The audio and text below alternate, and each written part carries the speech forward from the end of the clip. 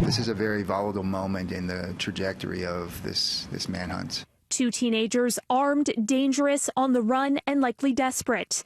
An entire nation is looking for 18-year-old Briar Schmigelski and 19-year-old Cam McLeod, the 2 suspects linked to a string of homicides in BC.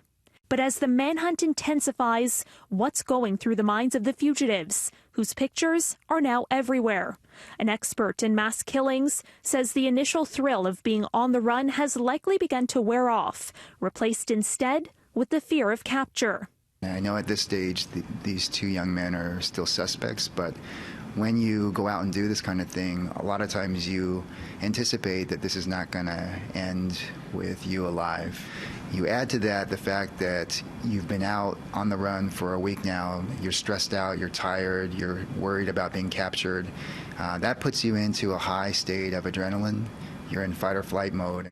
And that, he says, could lead to potential violence as police close in on the accused killers. I think that's one of the biggest challenges, is knowing that so much is on the line, and as time goes by and as people continue to be out there under this duress, the risk of retaliatory violence gets higher and higher. The 2 teens have been charged with second-degree murder in the death of a Vancouver man and are suspects in the double homicide of a young tourist couple on a road trip through Canada.